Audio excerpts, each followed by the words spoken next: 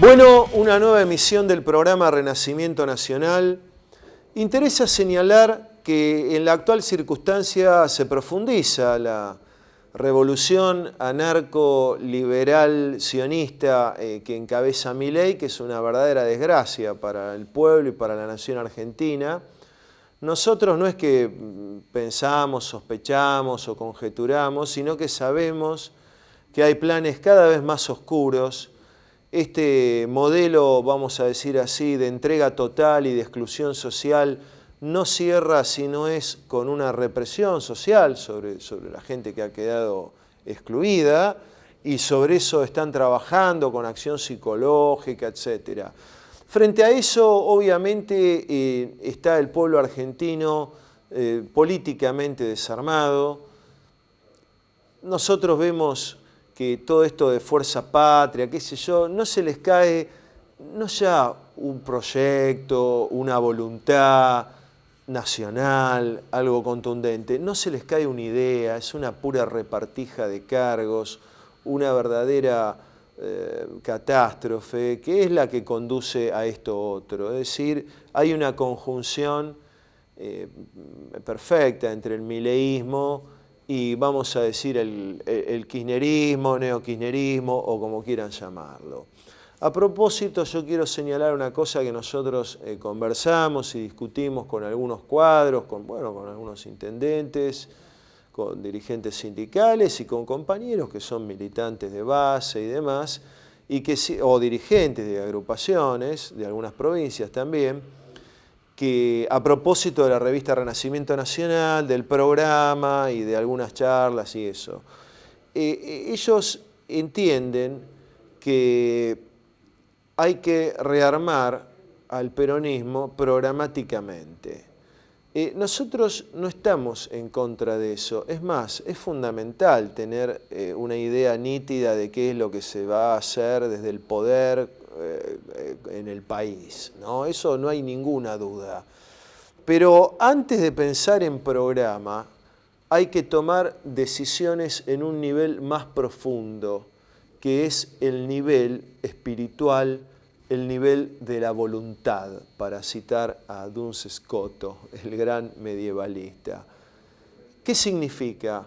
¿Van a ser voluntad nacional o no van a ser voluntad nacional? ¿Van a encarnar la misión, el destino de la patria y del pueblo o no van a hacerlo? Sin esa decisión, lo demás no sirve. Y esta idea de creer que porque la economía popular está hecha un desastre, necesariamente se va a traducir en una derrota del gobierno, es una idea de base materialista equivocada, porque no toma en consideración la dimensión política. Por supuesto que estamos peor que antes y así, ¿no? Largos años de decadencia material. Pero el pueblo, como cuerpo electoral, no toma sus decisiones solamente por cuestiones materiales. Toma también por otras cuestiones. Y la profunda decadencia, acaso terminal, de lo que alguna vez fue el peronismo, se debe a que está espiritualmente entregado, con su voluntad racional entregado, al campo enemigo. Y no está decidido a sacarse eso de encima y asumir en profundidad el destino de la patria y el destino del pueblo. Muchas gracias.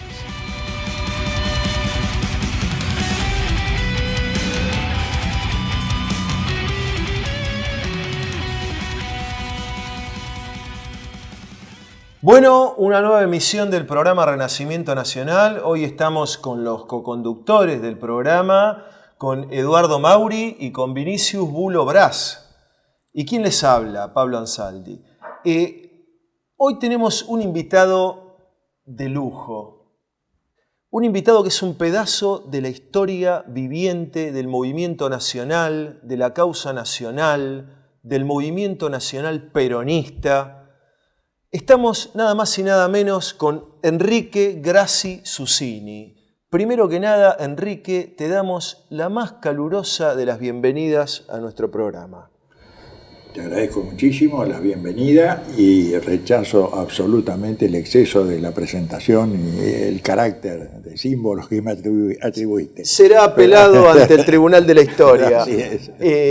donde le vas a ganar a varios que se atribuyen, que la historia los absolverá. Sí, Bueno, sí. Enrique, primera pregunta, una pregunta general que vos mismo nos venías comentando, me parece sería interesante que lo continúes desarrollando. Una pregunta actual, después vamos a entrar en temas históricos y demás, actual o clásica, el peronismo, ¿qué ha sido, qué es, qué será? Me parece una pregunta muy atinada porque si nosotros hacemos un cálculo etario de la sociedad hoy, hay una enorme cantidad de gente, digamos, todos los que tienen menos de 60 años creen que el peronismo es sinónimo de ladrón. Y si uno escucha a gente que pasó por el peronismo, incluso, han desfigurado hasta tal punto la acción y el pensamiento de Perón que uno a veces no se reconoce en lo que ellos dicen. El peronismo, empecemos por el tema de la representación política.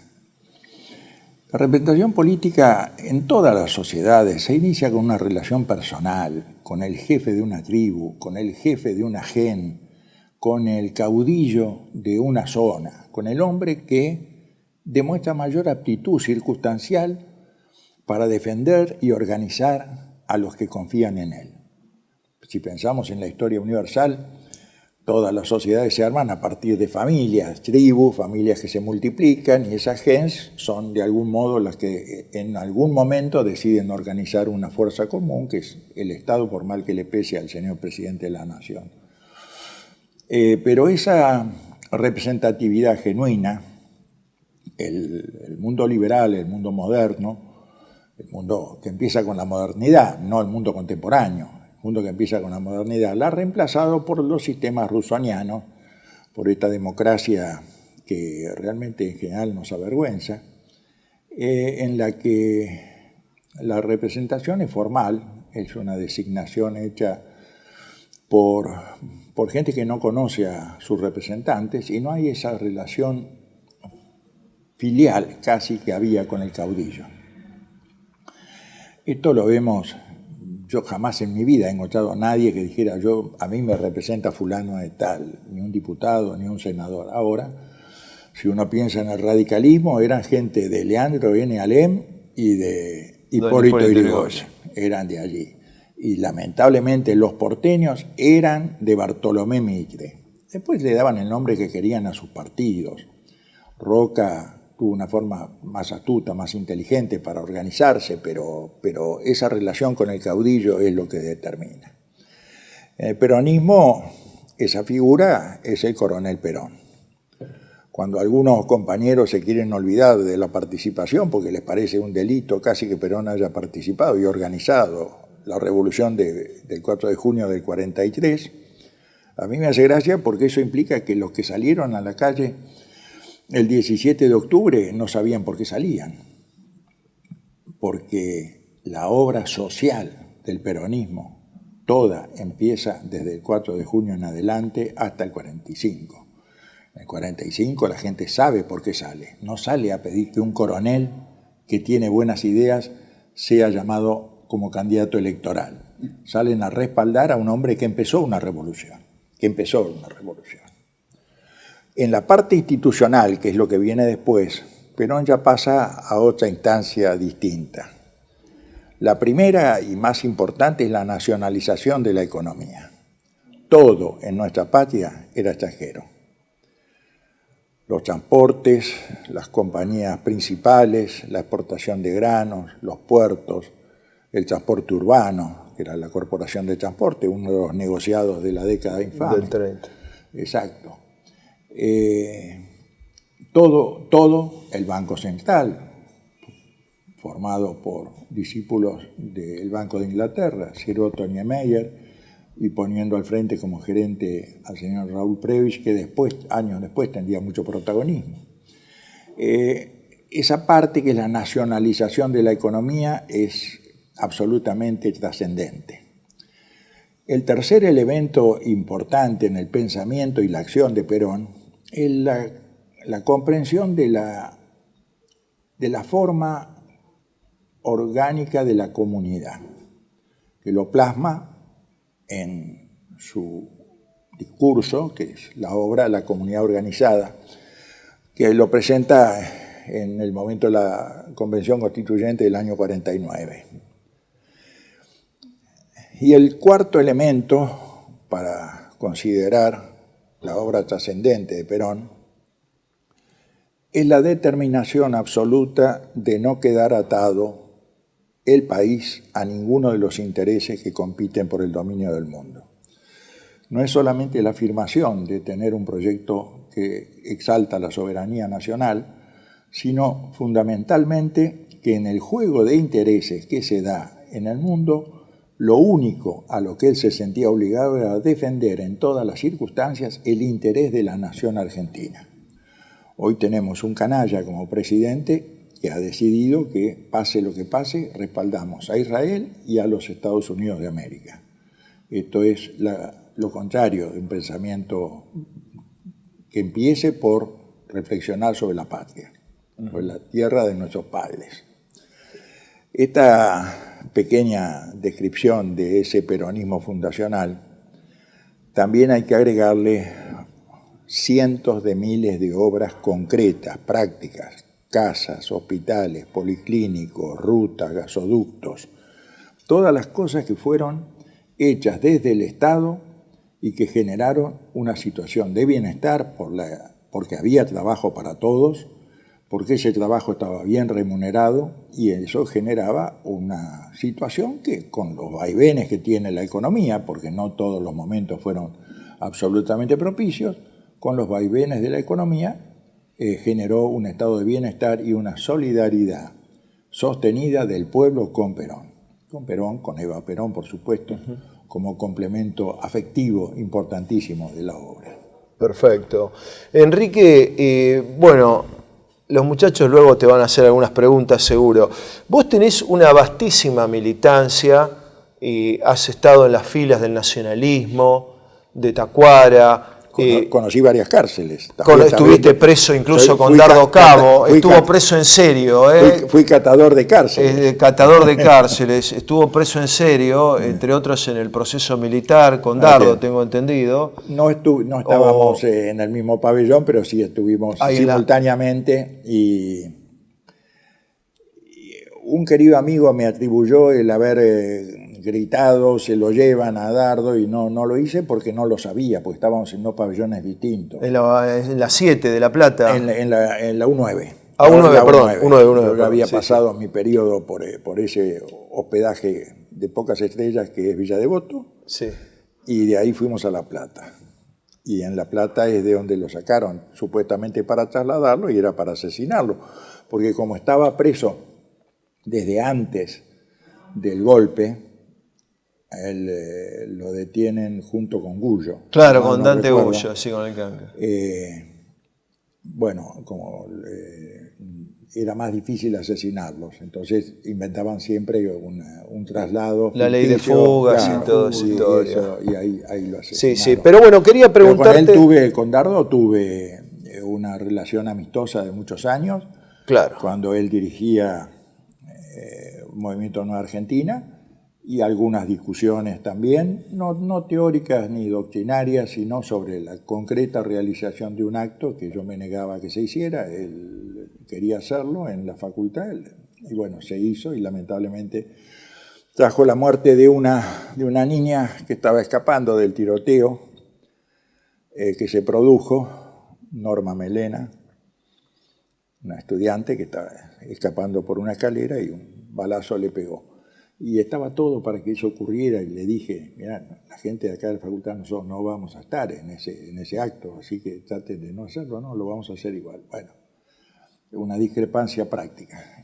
Eso porque vos estabas al frente del Sindicato de Estudiantes de Derecho, ¿verdad? Sindicato Universitario de Derecho. Universitario de Derecho. Se llamaba. Exacto. Y yo no estaba en ese momento al frente del Sindicato de Derecho, sino del Sindicato Universitario Argentino.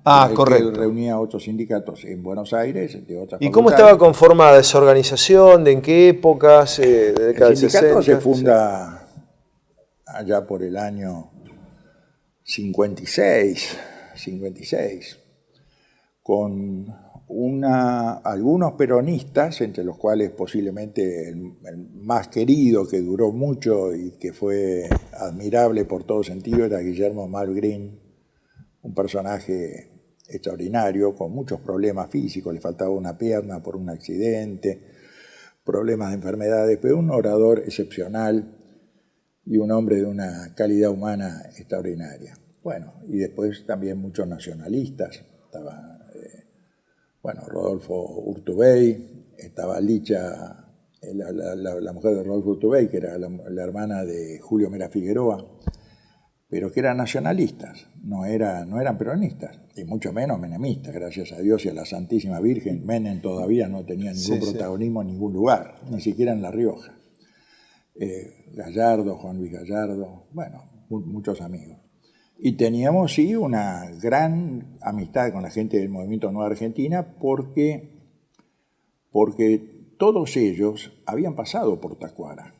Y en un momento, sin pelea, sin discusión, fue Dardo quien le dijo a Alberto Ezcurra: queremos hacer una organización no nacionalista, sino peronista exclusivamente. Así que seguimos en muy buenos contactos, hicimos muchas cosas juntos, y fuimos amigos, ¿sí? Muy bien. Vos hablabas de la cárcel, cumple la condición de todo buen peronista. Estuvo preso por el proceso y preso por el kirchnerismo. Es cierto, sí. Perseguido por el kirchnerismo judicialmente. Sí, me acuerdo. Además, sí. soy hijo y nieto de presidiarios, así que tengo una genética. Claro. Entonces, ¿cómo es tu...? A ver, porque nosotros tenemos hoy varios amigos, digamos, de algún modo, que son, o televidentes, se puede decir así, que son nacionalistas católicos, qué sé yo. Y en esta circunstancia se conectan con uno y con nosotros, porque ellos históricamente han sido refractarios al peronismo. Sin duda. Pero en la desesperación, si bien están los bobos, ¿no?, que están con Milei, hay mucho nacionalista católico que vos los has conocido en otras circunstancias. Por la peluca, la melena, por lo que fue, están con Milei, ¿no? Y otros que no, que comprenden claramente que Milei es la entrega de la Argentina, digamos, claro. ¿Cómo ha sido tu relación entre nacionalismo y peronismo? Porque ya en los 70 vos estás, digamos, plenamente integrado al peronismo. Sí, pero digamos, yo empiezo mi militancia universitaria en el año 61. En el 61. Yo tengo 82 años ya, y empezamos en el sindicato, inmediatamente me incorporo a Tacuara.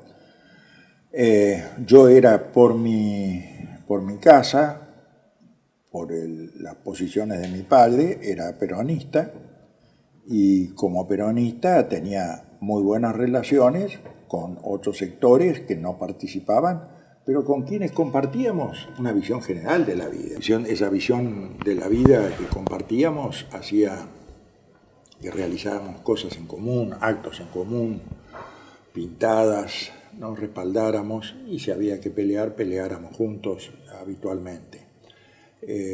Por supuesto, la universidad no era un medio muy favorable para el pensamiento nacional en aquella época. Hay que acordarse que la Revolución Libertadora puso al frente a uno de los hermanos... ¿A Ricieri Frondizi? No. Ricieri es sobre el final de la Revolución Libertadora. Ricieri entró con Frondizi. En el comienzo, uno de los hermanos, Romero. Sí. Romero. Gorila, que ahora su hijo es el que destila gorilismo todos los días, pero los dos eran grandes gorilas socialistas de origen. Creó el CONICET, ¿no? José Luis Romero puede ser. En esa época me parece que fue creado... Podría ser. Para normalizar, digamos, la enseñanza. Sería un acierto, claro. Sería un acierto, pero... Bueno, pero fueron echados en ese momento todos los profesores que provenían del peronismo. o con quienes el peronismo había tenido tolerancia. Sí. Porque había muchos que no lo eran, pero como no eran antiperonistas ni gorilas, todavía no existía la palabra gorila, pero no eran antagonistas, siguieron en sus cátedras. Y muchos de esos profesores, cuando se dicta la ley de universidades privadas, fueron varios de ellos a El Salvador, otros a la Universidad Católica, y eran profesores de origen peronista, algunos constituyentes incluso. El del 49, por supuesto. Claro. Sí. Esa fue esa línea, que es la línea de la Revolución Libertadora, eso unió a todos los conservadores, radicales, bolches, socialistas, demócratas progresistas, etcétera, tenían como eje común el antiperonismo, que los había unido en la calle, los había unido en las manifestaciones como la de Corpus Christi, Partido Comunista presente en Corpus Christi, pero todo eso se va, a la medida que el gobierno peronista se aleja en el tiempo, se va descascarando y empiezan los antagonismos internos entre todos esos sectores.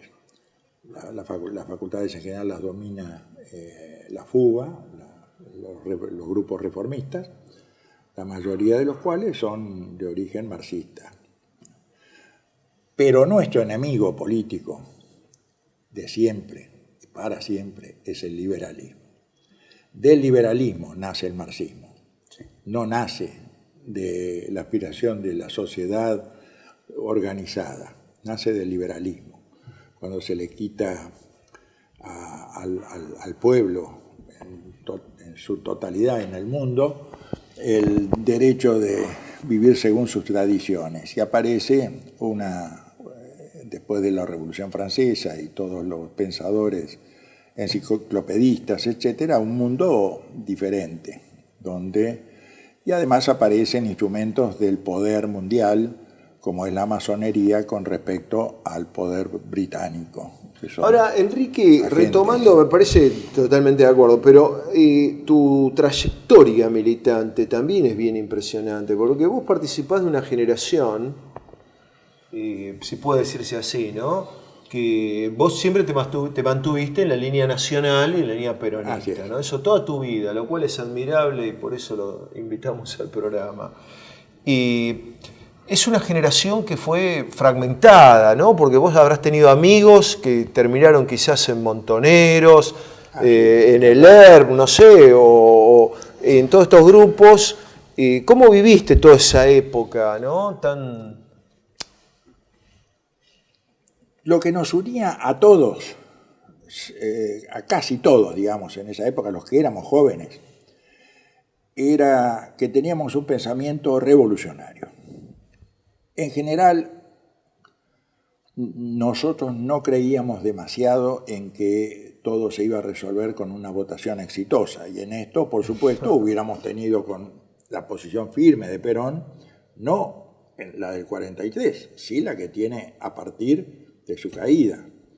Él le dice a 25 interlocutores, a cada uno de ellos: nosotros vamos a volver cuando el pueblo argentino pueda votar y nos den la oportunidad. Esto es lo que debemos hacer, y no propició ningún golpe, estaba informado de todo, pero no propició ningún golpe. Así que en esa posición que teníamos revolucionaria nos diferenciaba si preferíamos un orden que tuviera determinados valores y principios, o estaban adscriptos al progresismo, donde el solo devenir de los hechos generaba más derechos, y esos derechos iban a hacer a un hombre mejor y a un hombre feliz. Bueno, eso no lo compartimos. La visión del pensamiento nuestro, yo diría que es un pensamiento pesimista respecto del hombre, o realista, digamos. El hombre está sujeto a 1000 tentaciones, debilidades, etcétera, y en la medida en que cede a ellas, busca su bienestar personal. El liberalismo satisface eso. Es el individuo el protagonista de la historia, no es la comunidad organizada, ni la familia, ni el sindicato, no. Es el individuo. el que se salva solo. Lo estamos viendo ahora en ejercicio en nuestra patria. Sí, sobre todo un grupito, ¿no?, de individuos se están salvando a costa del resto. Bueno, eso no hablar. Y esa idea revolucionaria, que era la que en general todos teníamos, había una fractura principal, ¿no?, que se acrecienta enormemente cuando aparece la Revolución Cubana, que triunfa, si mal no recuerdo, es Primero de enero del 59. A partir de ese momento, yo todavía no estaba en la facultad, pero entonces en el 61 ya eso es un hecho dominante. Y el primer hecho importante en el que participo en la facultad es impedir que hable la madre del Che Guevara. A la que, como quedó encerrada, proponíamos cambiarla por un tractor en ese momento. Bueno, pues ese día los echamos de la facultad. La vieja por un tractor, ¿no? La vieja por un tractor, cantábamos, se negoció. No el cambio, la verdad es que no fue eso.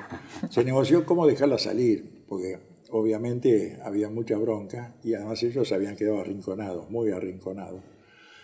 Y se eligió una comisión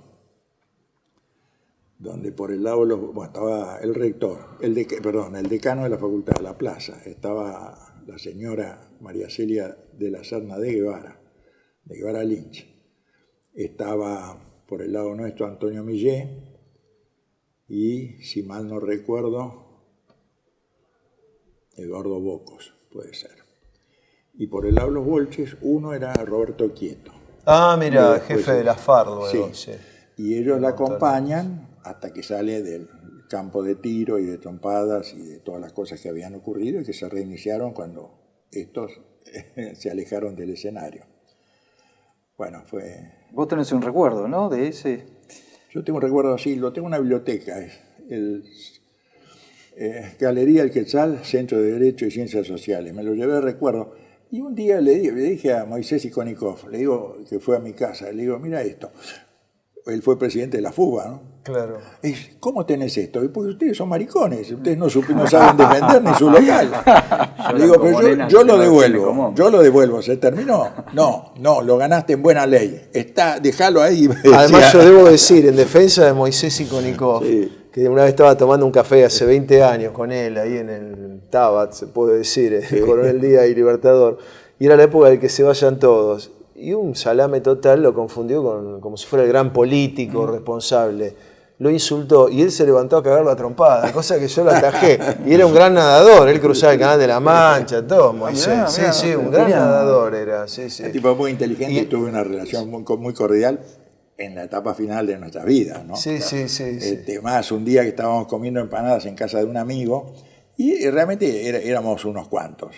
Y él ya estaba muy deteriorado, claro. Estaba acompañado por una mujer joven, pero tenía bastón también y no se abrían. Entonces yo lo agarro del brazo y le digo, vamos Moisés, que la derecha y la izquierda unida jamás serán vencidas, vamos.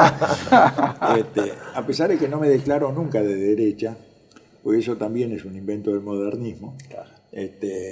Yo soy un hombre de pensamiento tradicional, soy más de izquierda que los zurdos en muchas cosas y más de derecha que los... Porque hoy la derecha solamente es lo económico. Claro. La verdad de eso, cuando hablamos de la derecha, son los tipos que son dueños del gran capital. Claro. Son los que determinan lo bueno y lo malo en el mundo. ¿Y quiénes fueron tuviste maestros en el pensamiento? Mencioné a uno, a Guillermo Magrín. Por empezar, los maestros de verdad sí. Es la lectura. Uh-huh. No hay forma de que uno llegue a formarse una idea de las ideas sobre las cuales se está discutiendo sin leer. Todo lo demás son sentimientos, y los sentimientos son endebles, todos sabemos. Los sentimientos hacen que ese espíritu revolucionario, donde algunos queríamos el orden y otros querían la revolución permanente, muchos que eran del orden solamente por sentimientos, dijeron, bueno, con la revolución cubana hay que acortar los tiempos, vamos todos a la guerrilla. Entonces, vos hiciste mención de los amigos que se pasaron de bando, fueron muchos. A Montonero fueron muchos, y a Lerp 1 o 2 por lo menos. Bueno, Baxter, que nunca fue amigo, pero sí fue integrante del Lerp. Joe Baxter, sí. José Joe Baxter, que tiene una poesía en Nuremberg. No sabía. Una poesía en Nuremberg a los muertos de Nuremberg. No sabía. Pero eso corresponde Mirá que a pegó una la etapa- curva. a una etapa de su vida. Pegó la curva. Qué Izquierda cambiazo. trotskista, ¿no? Digamos, de una afiliación pro-alemana Claro, al trotskismo. que no es lo que nos caracterizaba a nosotros. Claro. No es, digamos, nosotros podemos joder con ser fachos, pero es respecto de los bolches. Claro. O sea, yo sé perfectamente que muchos a los que le dije bolches no lo eran radicales de izquierda, Claro. o eran socialistas democráticos. Nosotros generalizábamos. Estábamos en la chicana Las precisiones política. vienen para otro momento. Claro, Uno cuando sí, va a sí, insultar exacto. puede decir, el insulto va para vos, pero no para vos. Bueno, esas cosas... Va para hoy el que está al lado. Y tenías maestros más allá de los grandes, qué sé yo, Ernesto Palacio, los grandes Padre pensadores Membiel, nacionales, ¿no? Pero maestros con los Alberto cuales te Cuba, reunías. de distintos temas. Insisto con la lectura. Joan Membiel lo he leído completo y lo he escuchado y me ha echado de alguna conferencia. Te ha echado. Me de ha alguna echado. forma. Pero cuando yo me estaba yendo me dijo, y el lunes venía a verme. Él tenía su guarida en la casa de ejercicios sobre la avenida Independencia y Salta. Ahí tenía un cuartito en la casa de ejercicios donde todo eran libros y un camastro, donde él estaba recostado siempre y charlaba. Y bueno, ahí lo he visto entrar y salir al padre Mujica, que no quería apartarse de la iglesia de verdad. Él habrá colaborado con montoneros, etcétera, pero llegó un momento que dijo, muchachos, se pudo votar, Perón está en el país, basta. Pero además él tuvo buena relación con Alberto Ezcurra también, Mujica. Él no quería apartarse de una senda de pertenencia a la Iglesia Católica Apostólica Romana, Claro. cualquiera fuera su pensamiento social y político. Maestro, sí. Nunca tuve relación personal con el padre Castellani. Siempre, para mí, era un hombre hosco, no era fácil, había que ir y hablarle y él escuchaba, pero no generaba un diálogo. Conmigo, por lo menos, no me pasó. Pero sí lo leí completito, algunas cosas sin entender. Los papeles de Benjamín Benavides, recuerdo, algunas cosas de teología elevada. Pero bueno, había que leerlo. Y después, cuando le restituyeron su aptitud para dar misa, íbamos a una iglesia en la calle Cangallo, que se llamaba Cangallo por entonces. Hoy es Perón. Hoy es Perón, público. a participar de la misa. ¿A Leopoldo Marechal tuviste oportunidad de conocerlo? Lo conocí y de leerlo. Empecé por la Dan Buenos Aires, como todo el mundo, que es un marechal que corresponde a una época. Él ha hecho los cursos de cultura católica, es un pensador católico. No existe Perón ni el peronismo como hecho político. Estoy hablando de la década del 30 y pico. Y todo su pensamiento poético, expresado poéticamente, está teñido de su pensamiento religioso.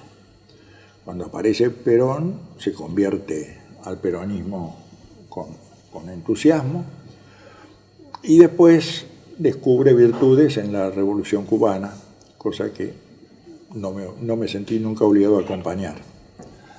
Tenemos que ir al corte técnico de mitad de programa y continuamos con Enrique Grassi Susini. Residencia como en casa, siempre contigo. Es un hogar habilitado en la ciudad de Buenos Aires con más de 30 años de experiencia en el cuidado de adultos mayores. Ubicada en el barrio de Villa Real, en pasaje Francisco Bauzá 2372, casi esquina Tinogasta. Ofrecemos atención personalizada y un ambiente cálido para nuestros abuelos. Contamos con habitaciones premium, con baño privado y TV por cable, menú supervisado por nutricionista, cocina de primera calidad, jardín terraza para el esparcimiento y conectividad para videollamadas y llamadas telefónicas. Además, ofrecemos servicios opcionales como peluquería personalizada y confección de ropa a medida. Comunicate al 11 50 35 15 25. En Como en Casa, el bienestar y la comodidad de nuestros adultos mayores es nuestra prioridad. Los esperamos. Tele-V1 se complace en anunciar que estará transmitiendo en su canal Tele-V1 Clips valiosos programas emitidos antes de la censura sufrida. El lienzo prohibido, el revés del derecho, combates por nuestra historia, disenso, historias de Malvinas, entre otros que podrán encontrar en este enlace.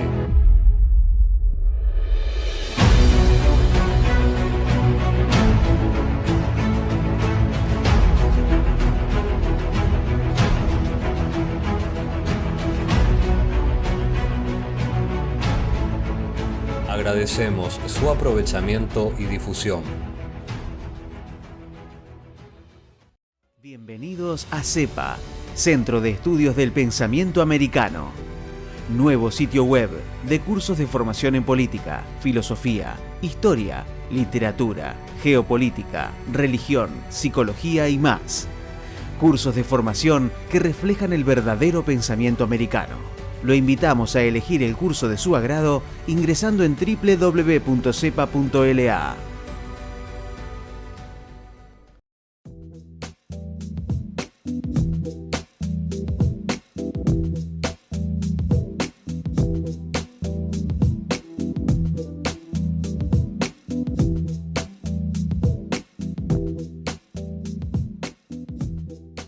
Decir siempre la verdad primero tiene un precio. Dependemos de tu ayuda. Tele-V1, toda la verdad primero.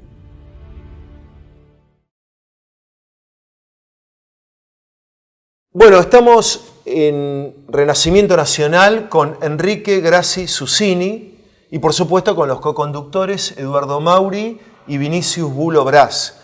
Enrique, tuvimos el corte técnico cuando estabas comentándonos de tus influencias intelectuales, incluso los pensadores con los cuales de algún modo te has relacionado a través de los libros o en persona. Así es. Había mencionado algunos. Tenía influencia o éramos lectores de Azul y Blanco, porque hay que reconocer que... La revista de don Marcelo Sánchez Orondo, donde era secretario de redacción Ricardo Curuchet. Azul y Blanco es una revista de nacionalismo, en realidad era un diarito, no era una inicialmente, pero es un diarito que llega a tirar 200.000 ejemplares por semana. ¿Por qué? ¿Quién pudiera? ¿Por qué? Porque expresa el peronismo prohibido, también, le da cabida. La denuncia de Operación Masacre de Rodolfo Walsh se publica en Azul y Blanco. Y Azul y Blanco junta el dinero para que se haga el libro. De Rodolfo Walsh. Rodolfo Walsh, que en ese momento era un ex integrante de Alianza Libertadora Nacionalista y tenía relación personal con la gente de Azul y Blanco. Es decir, que cumplió una función importante. Por supuesto, existía mayoría, existía Esto Es, existía mayoría de los hermanos Bruno y Tulio Jacobela. Existía que era la avanzada del MIR y del frondifrigerismo. Sí, el marxismo de la burguesía. Existían todo tipo de publicaciones de 5 páginas que duraban 2 números, porque todo el peronismo siempre a todos nos dio por sacar algo, una publicación, una cosa. Pero volviendo a los maestros, bueno, había que leer. Ernesto Palacio fue muy importante. Claro. Todos los escritores revisionistas, porque nosotros partimos de pensar la historia, que es el peronismo en la historia de la patria, ¿no? Y esto nos hizo reivindicar la lucha contra el inglés. Yo diría, para decirlo con cierta claridad, la lucha contra el imperialismo británico. Irasusta, Scalabrini Ortiz, bueno, antes Saldías, ¿no? Es decir, claro, toda la revisión histórica. Cuando muere Rosas hay que recordar, los familiares quieren decir una misa en Buenos Aires y oficialmente se prohíbe la misa por Rosas, Pero uno de los firmantes es Vicente Quesada, el padre de Ernesto Quesada, que después va a ser un escritor revisionista. Claramente, sí. Porque, amigo de Spengler, hay que decirlo. Y volvemos a un tema importantísimo. Yo creo que el peronismo que no hay nadie joven que conozca, que sepa lo que fue el peronismo, el carácter transformador que tuvo, la forma que enriqueció la cultura nacional, el pensamiento nacional, nos va a exigir, y va a exigir a los que tengan la voluntad de hacerlo, un trabajo como hizo el revisionismo. Hay que volver a explicarle a la sociedad qué es, qué cosa fue y qué cosa puede ser, qué cosa tiene sentido que sea.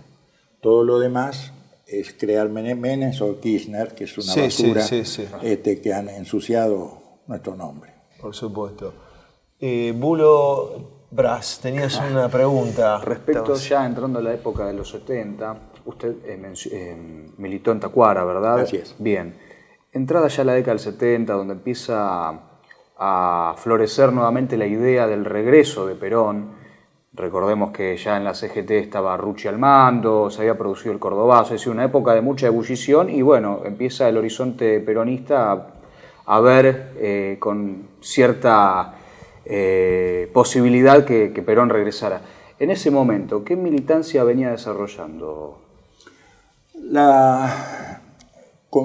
¿Alguna anécdota que quiera recordar de época? Eran con distintos grupos que empezaban a tener conformación no orgánica, digamos, era afinidades políticas, afinidades de origen.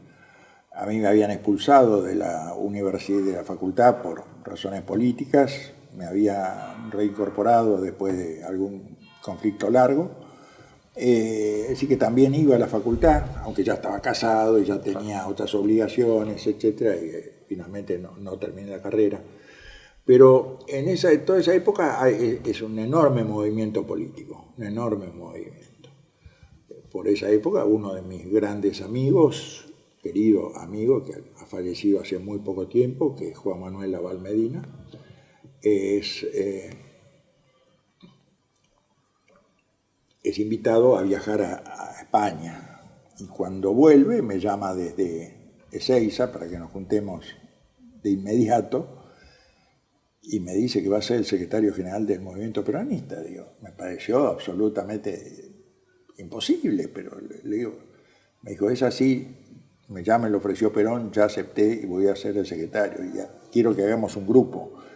Le digo, no, a mí no me gusta cómo van las cosas, a mí no me gusta que Galimberti diga las cosas que dice, porque actúa como un enemigo. Era la expresión de un movimiento del que yo no participaba en absoluto. Galimberti había formado las Juventudes Argentinas para la Emancipación Nacional, donde estaban, entre otros, estaba Carlos Grosso, estaba el que fue vicepresidente de la Rúa, ¿cómo se llama? Chacho Álvarez. Había gente relevante intelectualmente. Emilio del Guercio, que era el bajista de Almendra. De Spinetta. Había Almendra, gente relevante, sí, pero no era el pensamiento nuestro, ni mucho menos. Claro. Y entonces... Ernesto Jaureche también. Ernesto Jaureche estaba allí, sí. El sobrino. El sobrino. Don Arturo era un tipo difícil. Él desayunaba, porque vivía a media cuadra en un bar, el Castelar, en Córdoba y Esmeralda. Y cuando uno llegaba y lo veía, se acercaba a charlar. Y bueno, eso es sin maldición. Pero finalmente lo ganaba las ganas de contar y de motivar y de entusiasmar. Y se le enfriaba el café. Enrique, te quiero preguntar una cosa, quizá es así como un recodo en el camino. Cuando secuestran y matan a Aramburu, vamos a decir así, vos que un tipo, digamos, informado, amigo de Juan Manuel Laval Medina, ¿no? Sí. ¿Cómo tomaste eso? ¿Qué información había? Porque viste que siempre estuvo eso tenido de varias versiones, ¿no? Algunos que dan por hecho cosas muy distintas, digamos, a la versión que dan los Montos. En principio te diría, yo creo la versión que dan los Montos.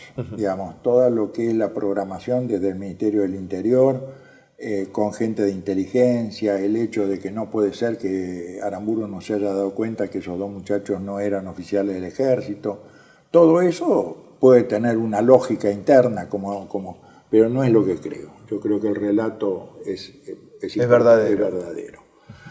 Pero nunca puedo aprobar, ni lo he hecho, la muerte de nadie decidida por quien no tiene ninguna forma de autoridad para hacerlo.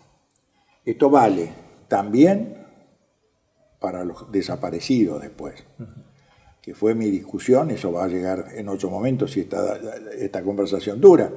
Cuando ponen a la policía, yo era jefe de policía en San Juan, a órdenes del ejército, en la primera reunión que tuvimos, estaba el jefe de gendarmería, llegaba la federal, del servicio penitenciario, estaba yo, nos leen el decreto y dice, bueno, a partir de ahora ustedes van a cumplir las órdenes en la lucha contra la subversión.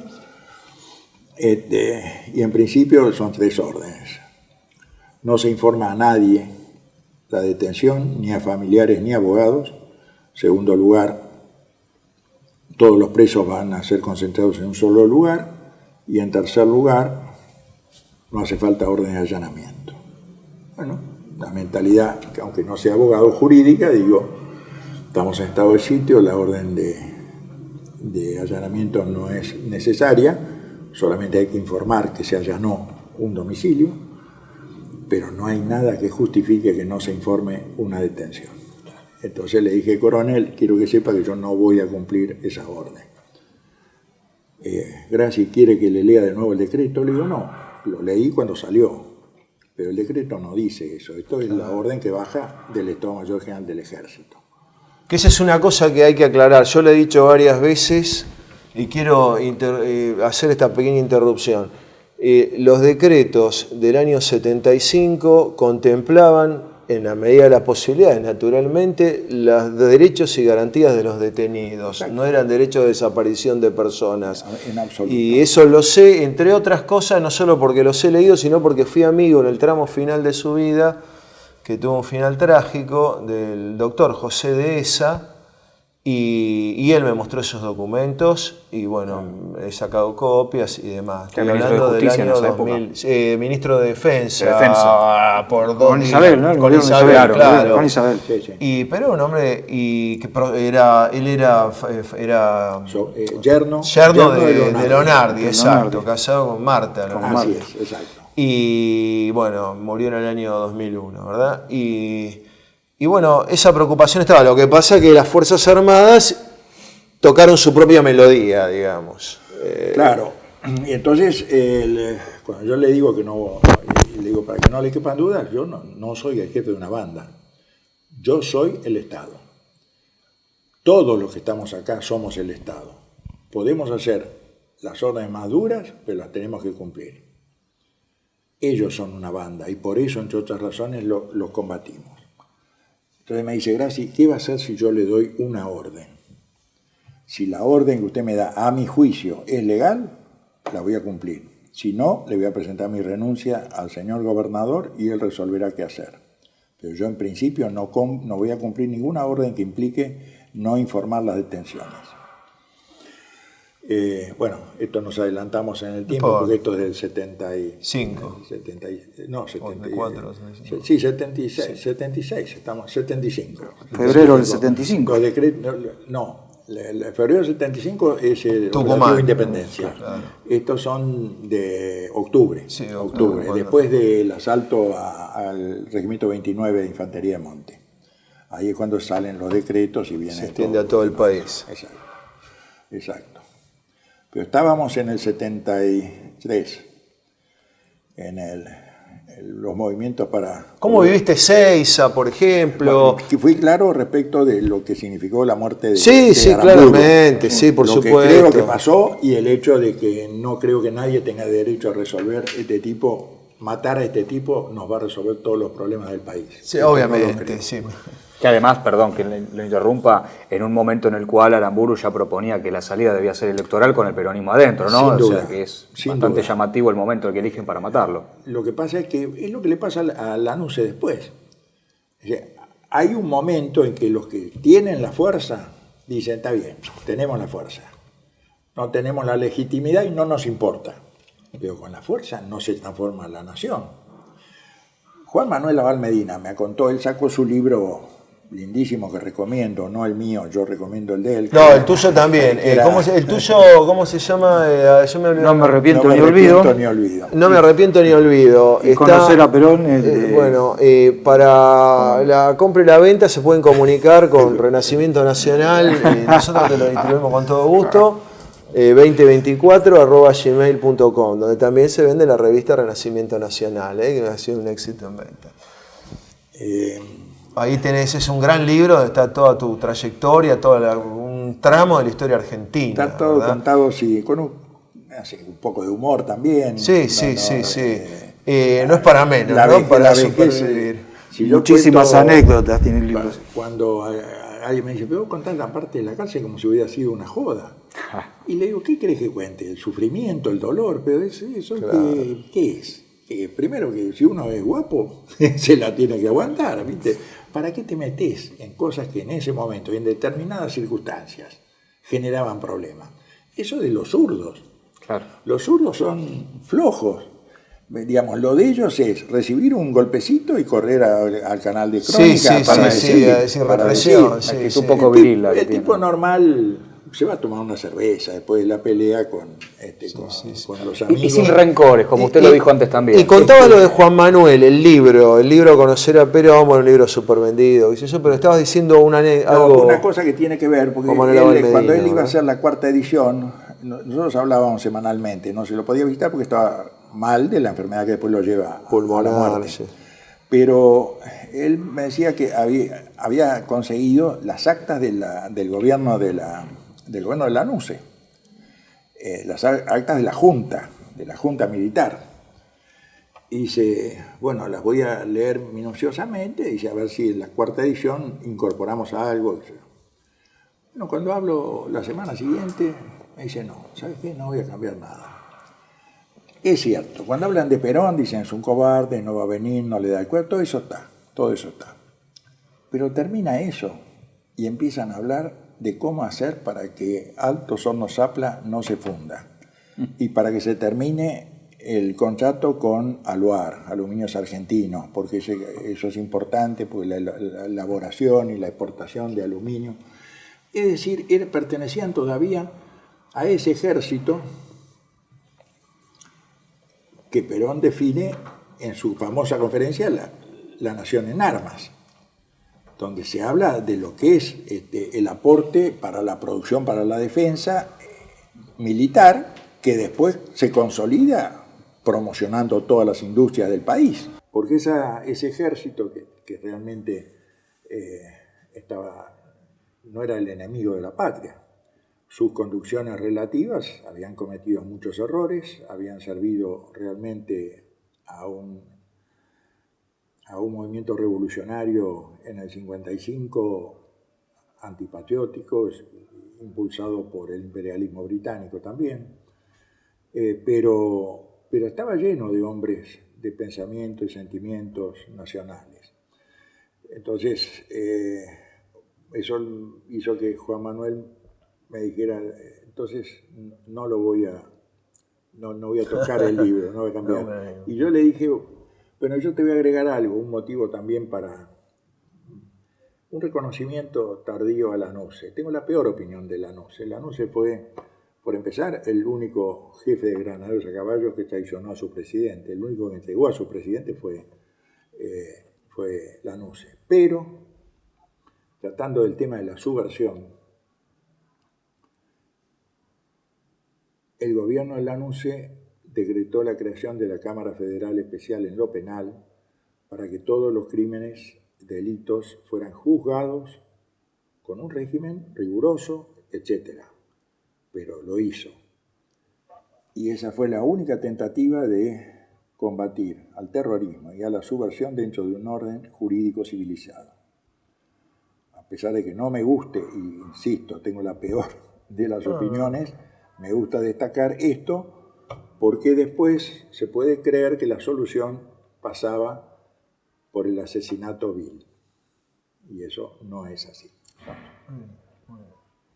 Y Enrique, bueno, Llegamos a las elecciones del 73. Llegamos antes de las elecciones del 70. No, antes no, sino en el medio, porque estuvo en las de marzo del 73, estuvo Ezeiza, todos los hechos, digamos, la plaza del 25 de mayo también, la Asunción de Cámpora. Tu amistad con Juan Manuel Abal Medina todavía, digamos, más allá de los afectos, ¿tenía lazos comunicativos? ¿Se había distanciado un poco? Muy poco, porque yo le había dicho que yo no estaba de acuerdo con lo que estaba pasando. Yo no tuve jamás el menor de los respetos por el señor Cámpora. Más, creo que un acto de gorilismo de Kirchner fue nombrar a la agrupación juvenil. ¿Por qué a Cámpora. el tema de Cámpora en tu caso? Cámpora era un mucamo. Y poner un presidente que es un mucamo no me parece que sea lo más adecuado. Cámpora no tuvo ninguna relevancia personal, y además, como la izquierda de Montonero se le ganó bajo el ala, lo llevaron a hacer antiperonismo en algún momento, y eso lo irritó a Perón y lo puso en la circunstancia de tener que adelantar cosas que él tenía planeadas de otra manera. Pero en fin, a pesar de estar separados, cuando ya estamos en el proceso, digamos, distanciados de hecho con Juan Manuel sin ninguna pelea, en algún momento varios amigos me invitaron a una comida, y en realidad era porque ninguno tenía llegada, Juan Manuel, y querían ver si yo los podía conectar. Y éramos 10 y digo, bueno, pero algunos quieren algo concreto, y 2 querían ir a la justicia. Cuando se llegara al poder, 2 querían hacer su carrera judicial. Uno de ellos se jubiló como camarista federal en lo penal, y bueno, condenó a los sublevados del 3 de diciembre, al coronel Seineldín y a los otros 2 coroneles, a prisión perpetua. Pero después de decirles, como le dijeron en una reunión privada antes de leer la sentencia, que querían anticiparle que su condena iba a ser prisión perpetua, y dijo, ustedes cumplan su obligación, yo sé lo que hice, y yo haría lo mismo. Bueno, pero el asunto es que ese grupo quería conectarse con Juan Manuel, lo llamó por teléfono, a los 5 minutos me llamó uno de los secretarios de Juan, que era Horacio Maldonado, y me dice, Juan te invita a comer esta noche en un restaurante muy conocido de esa época, y te pregunta si querés que sea con mujeres o sin mujeres. Con mujeres, se conocen, son amigas, así que nos juntamos los 4. Los 4 en una mesa, y en otra mesa estaba Horacio con Julio Mera Figueroa, que había venido de Salta y se había incorporado al grupo. Al equipo de Juan Manuel, sí. Claro.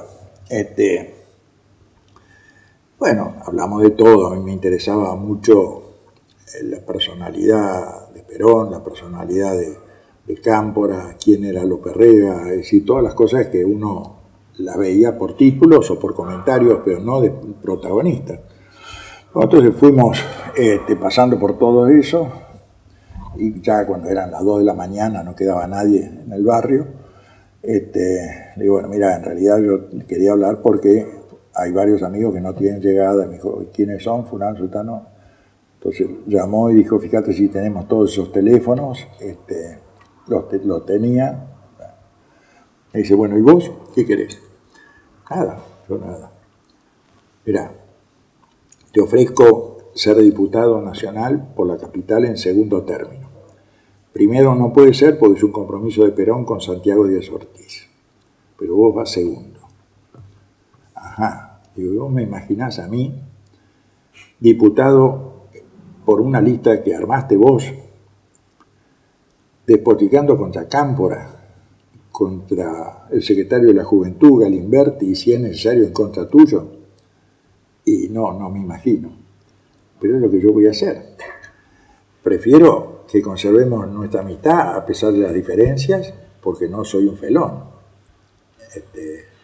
Así que nos dimos un abrazo y bueno, no fui diputado, por cierto. Después rechacé el ofrecimiento de la Secretaría General de San Juan, rechacé la jefatura de policía y me invita a comer Camus. Eloy Camus, gobernador de San Juan, ¿no? Y presidente del Congreso, del Partido. Dice, ¿qué le pasa? Toda su vida peronista y ahora que llegamos al poder no quiere nada. Le digo, es que le siento mal olor a todo esto no me gusta como viene. Bueno, es el momento de dar la pelea. Sí, le digo, pero ¿cuál va a ser el rumbo? Entonces me dijo, bueno, vea, no sé si debería decirle esto, pero sé que puedo tener confianza en usted. Perón viene para cambiar esta línea. Esto se acabó. A Galimberti le queda una semana y lamentablemente, porque no es en absoluto lo mismo, a Abal Medina le quedan 6 meses. O sea que las dos cosas ocurrieron. En el cargo estamos hablando, ¿no? En el cargo, No, sí. Bueno, sí. En el cargo, así es. Estamos hablando del general Perón, no de Stalin, digamos. Sí. Enrique, vos tenés 2 anécdotas para contar, porque leí tu libro, que son personajes de esa época. Uno es el Negro Quieto y otro es Galimberti. Bueno, vamos por partes. Mi hermano, que no le va a gustar aparecer en un discurso mío, porque es un honorable médico que ha hecho toda su vida en la medicina, pero bueno, fue dirigente humanista cuando era estudiante de medicina, fue dirigente humanista en la Facultad de Medicina de Buenos Aires. Presidente de la facultad, después presidente de la Universidad de Buenos Aires y después presidente de la Liga de Estudiantes Humanistas de la República Argentina. Y consejero universitario también, y médico. Bueno, un día en la facultad le dicen, los bolches agarraron a un tipo y lo están torturando en el subsuelo. Y mi hermano tenía mucho carácter, lo tiene, bajó, entró a donde le dijeron y había un tipo atado en una camilla y estaba golpeado y sangrando por todos lados. Entonces, cuando entra, los otros se paralizan y mi hermano les dice, ¿me lo llevo ahora o voy a la seccional a denunciar a todos los que conozco por el nombre y apellido por secuestro y por lo que le pueda pasar a este señor? Que no sabía quién era. Ese señor era el hermano de Galimberti, que era policía y de informaciones, era botón, como se usaba decir. Buche. Los bolches lo habían ubicado, reconocido, lo habían torturado, sí, los amantes de la paz y del bienestar de la gente lo habían tratado con cierta desazón. Bueno, el asunto es que se lo llevó. Y Galimberti se entera de esto y me viene a ver a la facultad, yo no lo conocía, y me dice, mirá, tu hermano le salvó a mi hermano, pero yo no me siento obligado. Le digo, mira, no sé quién sos vos. Así que no te sientas obligado o sentite, me importa un bledo, si no sé quién sos. Bueno, yo soy Rodolfo Galimberti, ¿eso me debería decir algo? Bueno, yo soy Jaén. Sí, no se puede mear en Buenos Aires porque todos los migitorios dicen Jaén. Eso es lo que piensan hacer como política. Bueno, dice, esto es lo que estamos haciendo ahora. Bueno, ese Rodolfo Galimberti en aquel momento. En esa época todavía no había matado a nadie. Después mató Estamos mucha hablando gente. década del 60, fines de los Estamos 60. hablando del 65, mediados de los 60. 66. Tuve buena relación personal en el sentido, incluso en el libro sobre su vida, cuando los periodistas, él los invita a comer y dice, ¿quiénes son ustedes para ponerse a investigar mi vida? Bla, bla, bla, los trata mal, los lleva a comer a Casuso, a un lugar que se llama, no me acuerdo, la Rosa Negra. Sí.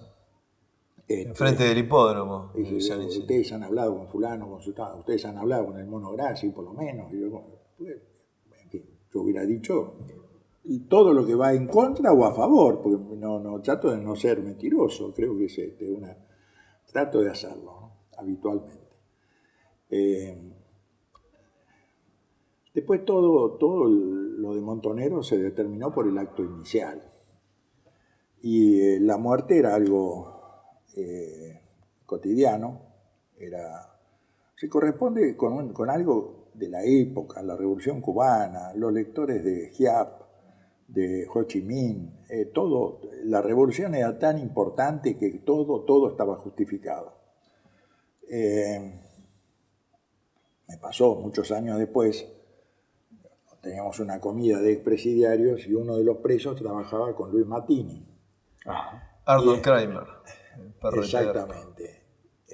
Y me dice, yo le cuento de esta comida y me preguntó si podía venir alguna vez. Dijimos, que venga, sí. Bueno, éramos todos peronistas y vino ¿cómo se llama? Luis Mattini, Arnold Kramer. Bueno, interesante, no hubo un solo punto de acuerdo sobre nada, conversamos de anécdotas, historias, actitudes. Cuando yo me tenía que ir, le digo, bueno, realmente ha sido muy interesante, tenemos bien en claro que estamos en las veredas total y absolutamente opuestas, pero hay una virtud que vos no tenés. ¿Cuál es? El don de adivinación. ¿Pero por qué decís eso? Le digo, pues yo leí tu libro. Y vos explicás ahí bien, con detalle, que según los grandes pensadores revolucionarios, el golpe militar iba a generar que el pueblo enfrentase a las Fuerzas Armadas y al imperialismo con su vanguardia lúcida, que por supuesto eran ustedes. Digo, ¿cuántos muertos le costó esa imbecilidad? Digo, ¿sabés lo que pasa, mono? Uno puede decir boludeces, el error es escribirlas. Bueno, él las había escrito y por eso se las echaba en cara. Es la misma actitud que tenía Montoneros. Lo mejor que le puede pasar al país es el golpe de Estado. Hay un cuento de Galimberti que lo hace, ¿cómo se llama? El Topo Devoto. Topo Devoto era una especie de secretario en el momento del golpe, era una especie de secretario de Galimberti. Y Galimberti estaba medio prófugo, o totalmente prófugo, escondido en un depto. Y cuando ya salen las tropas a la calle, ya el golpe está en marcha, Devoto va al departamento. Entra y Galimberti está durmiendo. Entonces lo despierta y le dice, empezó la revolución. Las tropas ya están en la calle. Y Galimberti se levanta, se para sobre el colchón y salta y grita, ahora sí, carajo. Porque también creían que eso era la apertura para su triunfo contra las Fuerzas Armadas de la República Argentina. Que creo que hasta Fidel Castro les había dicho, cuidado, que no son las cubanas. Claro. Y si no fue Fidel, fue el propio Perón, el que se los avisó. Perón ya estaba enojado con los montoneros. Claro. No creo que haya sido él, pero Fidel sí se los había avisado. Enrique, vos, bueno, estuviste preso en la época militar, ¿no? Como muchos que después el 24 sacaron de marzo, el 24 para 24 festejar, de marzo. digamos. Sí, Pero bueno, el tiempo pasó y después estuviste en la campaña con el doctor Luder en el 83. Así es. ¿Qué recuerdo tenés de esa experiencia? Fui invitado varias veces por Gerardo Contegrán, que era, repito, la mano derecha. Y realmente yo no estaba muy convencido. Sabía, primero que Luder no había traicionado al gobierno de Isabel. Se había negado a cumplir el papel de Bordaberry, que es lo que le ofrecieron. Sí, sí. Se había negado. Juan María Bordaberry, el presidente uruguayo manejado por los militares, ¿no? La bordaberrización, como se decía en aquel entonces. Él se negó a eso. Podía no estar de acuerdo con muchas cosas, podíamos tener diferencias, sí, pero iba a ser el candidato del justicialismo, del peronismo. Así que finalmente acepté. Ahí tuvimos algunos problemas. Con él yo le planteé el problema de la represión. ¿Qué vamos a hacer? Bueno, la justicia, le digo, me parece un error, le digo, dice, ¿por qué? Le digo, no hay un hecho más político que armar un movimiento político con un ejército propio para voltear a las autoridades, modificar la Constitución y la historia. No hay un hecho más político que eso. Eso fue la subversión, la tentativa de eso. La represión es una decisión de las autoridades, es un hecho político y la solución tiene que ser política, no judicial. ¿Y cuál es la solución? Hay que juzgar a todas las juntas y hay que juzgar a los que tuvieron autoridad por sí mismos para resolver sobre la vida y la muerte. Me dice, y de ahí para abajo a nadie. De ahí para abajo a nadie. Bueno, después si me dicen tal caso, tal otro, hay que verlo, pero digo como concepto. Entonces me dijo, bueno, hay un grupo estudiando esto, le voy a pedir que converse con ellos y nos volvemos a juntar pasado mañana. Bueno, nos ganamos, así que no hubo. De igual forma, después de conversar con ese grupo, me llamó Luder y me dijo, empiece a preparar en lo que sería el camino de las leyes para instrumentar lo que usted dice. Así que, de algún modo, se ve que la idea había pegado. prosperado. Enrique, nosotros ya estamos terminando el programa, pero no podemos dejar de mencionar algunas cosas. No sé si los muchachos van a tener alguna pregunta seguro. Una la que tengo es que vos fuiste muy amigo del coronel Mohamed Ali Zaineldin, ¿no? Una de las últimas figuras de la línea nacional del ejército. Así es. Porque hay que decir una cosa, ¿no? El ejército masivamente, esto lo sé por investigación que he hecho, en fin, votó al doctor Alfonsín en el 83, al que les dijo van a ir todos en cana, qué sé yo, votó a ese. Y después vinieron los problemas, porque les puede más el gorilismo. La prueba para eso siempre es la Antártida. Ahí tenés la base antártica, la Marambia, pero también Bahía Blanca y varias unidades, digamos, donde uno ha tenido amigos y demás. Y que no podían creer, digamos, que votasen a un tipo como Alfonsín y no al doctor Luder, que proponía, digamos, soluciones un poco más de Estado, digamos, o claramente de Estado, y no, trapisondas. Pero vos estuviste cerca de Mohamed Ali Zaineldin, la última gran figura, digamos, de la línea nacional del ejército, ¿no? Fui amigo, tuve por él un enorme respeto. Creo que es una de las personas más puras de corazón que yo he conocido. Jamás quiso ser líder, quería solamente ser un servidor de la patria. Y tenía un modo, una forma, que era que todos los soldados que llegaron desde el sur y de los lugares donde habían prestado servicio con él cuando murió, todos contaban lo mismo. Es decir, por supuesto que era muy exigente, pero cuando nosotros nos levantábamos, él ya había dado 10 vueltas al campo, al regimiento, corriendo, y cuando nosotros nos íbamos a dormir, él seguía haciendo algo, y si había que comer o había un beneficio, empezaban por los soldados, terminaban con los suboficiales, oficiales, y el último en todo era él, y si había un sacrificio, un esfuerzo, empezaba él y después terminaban hasta llegar al último soldado.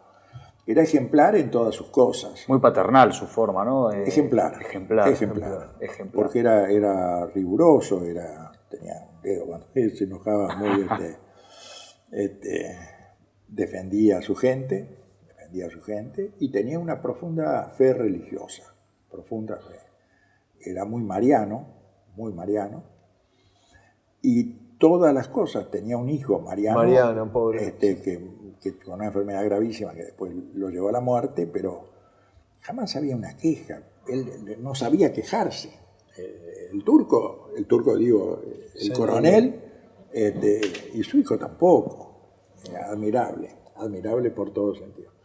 No era un conductor en el sentido político. Cuando nosotros pensamos en Perón, pensamos en un pensamiento que antecede a la acción, un pensamiento desarrollado, elaborado, cómo se constituye una sociedad, cómo son las relaciones entre los sectores, qué significa las conquistas obreras, qué es dar más salario, dar más beneficios.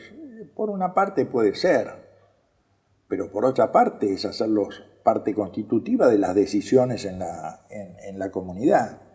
No es solamente tirar beneficios. Para un estúpido sí puede ser, o para un enemigo que se quiera hacer el peronismo una burla, sí puede ser, pero no es así. El turco Zaineldin tenía otra característica. Él hubiera ansiado ser un jefe militar al servicio de un Perón. Esto es lo que realmente hubiera estado en su corazón y bueno, y tenía que ser él porque tenía conducta, porque tenía honor, porque tenía virtudes que son valiosas en cualquier circunstancia. Enrique, hay una anécdota que involucra a Zeneldín, de cuando a vos te trasladan desde San Juan hacia Buenos Aires por pedido tuyo, después del golpe, estabas detenido, y cuando bajás del avión te recibe un... Bueno, sí, no, es indirectamente, Sí, es pero en realidad no. Yo estaba preso en el casino de oficiales del regimiento. Éramos 5 en ese momento. 3 exministros, un ex secretario general de la CGT y yo. Éramos, se supone que presos privilegiados. Cuando el primer almuerzo viene el coronel a ver si estábamos bien, si necesitábamos algo, mis compañeros le dijeron, no, estamos muy bien, muchas gracias. Yo dije, coronel, yo no le agradezco nada, estoy detenido sin que usted tenga causa ni autoridad para detenerme, así que no le agradezco nada. Y además, mientras nosotros estamos acá, bien tratados, hay compañeros nuestros que están siendo torturados en el estadio cerrado de Parque de Mayo. Gracias, por favor, me acompaña a mi despacho. Si no me haga esas cosas, ¿qué quiere? ¿Que le dé las gracias porque me metió preso?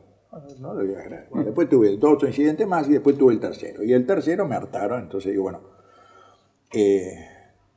mándeme a un lugar de detención común. No quiero estar acá. Entonces me mandaron a Buenos Aires. Primera vez que me ponen las esposas, pero me suben a un avión. Yo iba pensando, ¿cuál será el empresario que seguramente me chupaba las medias y prestó el avión ahora para trasladar preso? Bueno, llegamos a Buenos Aires, trabajamos, hay un vehículo de transporte de presos, una sección del ejército y un oficial del ejército. Me llevaba un subteniente. Me traía desde San Juan, ¿no? Cuando bajan, se saludan, le da la llave de las esposas y cuando se va a retirar, ya se está retirando, el oficial que recibe la llave llama a un suboficial y le dice, sáquele las esposas al señor.